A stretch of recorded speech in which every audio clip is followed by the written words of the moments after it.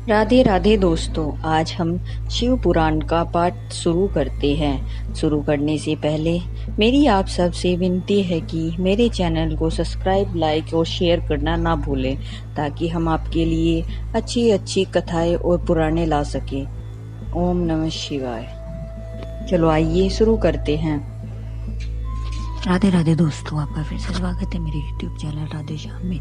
आज हम आपको आगे की कथा सुनाते हैं। ब्रह्मा जी की मूर्छा, उनके मुख से रुद्रदेव का प्रकटन, तदंतर काल महिमा, प्रलय, ब्रह्मांड की स्थिति तथा सर्ग आदि का वर्णन करके वायु देवता ने कहा, पहले ब्रह्मा जी ने 5 मानस पुत्रों को उत्पन्न किया जो उनके ही समान थे। उसके नाम इस प्रकार है: सनक, सनंदन, विद्वान, सनातन, रिभु और संत कुमार। वे सब के सब योगी, वितराग और ईर्ष्योदोष से रहित थे। इन सब का मन ईश्वर के चिंतन में लगा रहता था, इसलिए उन्होंने सृष्टि रचना की इच्छा नहीं की।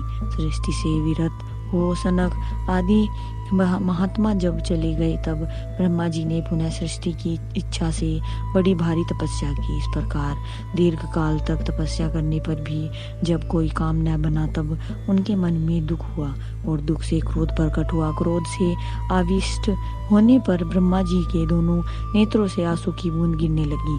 उन अश्रु बिंदुओं से भूत प्रेत उत्पन्न हुए। अश्रु से उत्पन्न हुए उन सब भूतों प्रेतों को देखकर ब्रह्मा जी ने अपनी निंदा की। उस समय क्रोध और मोह के कारण उन्हें तीव्र मूर्छा आ गई। क्रोध से अविष्ट हुए प्रजापति ने मूर्छित होने पर अपने प्राण त्याग दिए। तब प्राणों के स्वामी भगवान नील लोहित रुद्र अनुपम कृपा प्रसाद प्रकट करने के लिए ब्रह्मा जी के मुख से वहां प्रकट हुए। उन जगदीश्वर प्रभु ने अपने को 11 रूपों में प्रकट किया। महादेव जी ने अपने उन मना 11 रूपों से कहा, बच्चों, मैंने लोक पर अनुग्रह करने के लिए तुम लोगों की सृष्टि की है, अतः तुम अहिल्य रहित हो। संपूर्ण लोक की स्थापना, हित साधन तथा प्रजा संतान की वृद्धि के लिए प्रयत्न करो। महेश्वर के ऐसा कहने पर वे रोने और चारों ओर दौड़ने लगे। रोने और दौड़ने के कारण उनका नाम रुद्र हुआ। जो रुद्र हैं वे निश्चय ही प्राण हैं, और जो प्राण हैं वे महात्मा रुद्र है। तत्पश्चात ब्रह्मपुत्र महेश्वर ने दया करके मेरे मरे हुए देवता परमेष्ठी ब्रह्मा जी को पुनः प्राण दान दिया। ब्रह्मा जी ने शरीर में प्राण के लौट आने पर रुद्रदेव का मुख प्रसन्नता से खिल उठा। उन विश्वनाथ ने ब्रह्मा जी से यह उत्तम बात कही, उत्तम व्रत का पालन करने वाले जगत गुरु महाभाग, विचरित डरो मत, मैंने तुम्हारे प्राणों को नूतन जीवन प्रदान किया है, अतः सुख से उठो। स्वप्न में सुने हुए वाक्य की भांति उस मनोहर वचन को सुनकर ब्रह्मा जी ने प्रफुल्ल कमल के समान सुंदर नेत्रों द्वारा धीरे से भगवान हर्ष की ओर देखा। उनके प्राण पहले की तरह लौट आए थे। अतः ब्रह्मा जी ने दोनों हाथ जोड़ स्नेह युक्त गंभीर वाणी द्वारा उनसे कहा, प्रभु, आप दर्शन मात्र मेरे मन को आनंद प्रदान कर रहे हैं, अतः बताइए आप कौन हैं जो संपूर्ण जगत के स्वरूप में स्थित है।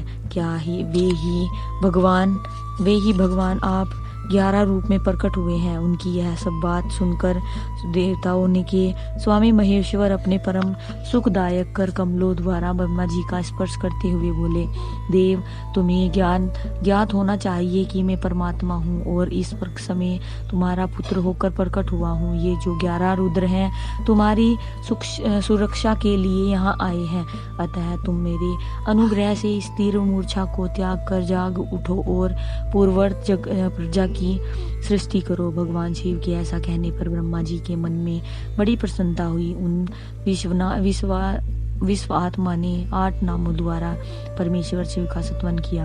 ब्रह्मा जी बोले, भगवान रुद्र आपका तेज असंख्य सूर्य के समान आनंद अनंत है। आपको नमस्कार है। रस स्वरूप और जल में विग्रह वाले आप भव देवता को नमस्कार है। नंदी और सुरभि कामधेनु ये दोनों आपके स्वरूप हैं। आप पृथ्वी रूपधारी सर्व को नमस्कार है। स्पर्श में वायु रूप वाले आपको नमस्कार है। आप ही वसु रूपधारी ईर्ष है, आपको नमस्कार है।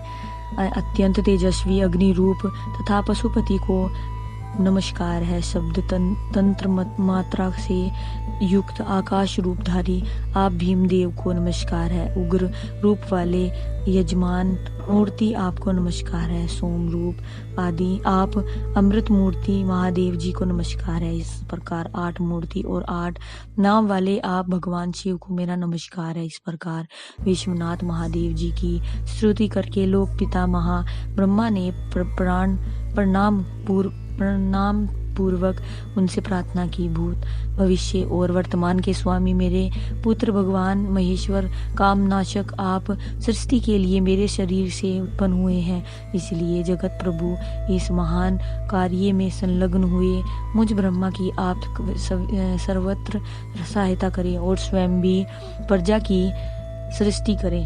ब्रह्मा जी के इस प्रकार प्रार्थना करने पर कल्याणकारी त्रिपुरनाशक रुद्रदेव ने बहुत अच्छा कहकर उनकी बात मान ली। तदंतर प्रसन्न हुए महादेव जी का अभिनंदन करके सृष्टि के लिए उनकी आज्ञा पाकर भगवान ब्रह्मा ने अन्य प्रजाओं की सृष्टि आरंभ की। उन्होंने अपने मन से ही मरीचि, भृगु, अंगिरा, पुत्सल्य, पुलत्स्य, पुलह, क्रतु, अग्नि और वशिष्ठ की सृष्टि की। ये सब ब्रह्मा जी के पुत्र कहे गए हैं। धर्म संकल्प और रुद्र के साथ इनकी संख्या 12 होती है। ये सब पुराने गृहस्थ हैं। देव गणों सहित उनके 12 दिव्य वंश कहे गए हैं, जो प्रजावान, क्रियावान तथा ऋषियों से अलंकृत हैं। तत्पश्चात जल पर स्थित हुए रुद्र सहित ब्रह्मा जी ने देवताओं, असुरों, पितरों और मनुष्यों की सृष्टि करने का विचार किया। ब्रह्मा जी ने सृष्टि के लिए समाधिस्थ हो अपने चित्त को एकाग्र किया। तत्पश्चात मुख से देवताओं को, कोष से पितरों को, कटी के अगले भाग से असुरों को तथा पर्जन नेत्रिय लिंग से सब मनुष्यों को उत्पन्न किया। उसके गुदास्थान से राक्षस उत्पन्न हुए जो सदा भूख से व्याकुल रहते थे। उनमें तमोगुण और रजोगुण की प्रधानता होती है। वे रात को विचरते और बलवान होते हैं। सांप, यक्ष, भूत और गंधर्व ये भी ब्रह्मा जी के अंगों से उत्पन्न हुए हैं। इनके पक्ष भाग से पक्षी हुए। वक्ष स्थल से अंगम स्थावर प्राणियों का जन्म हुआ।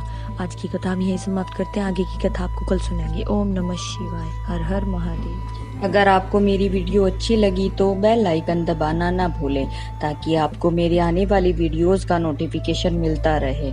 धन्यवाद। ओम नमः शिवाय।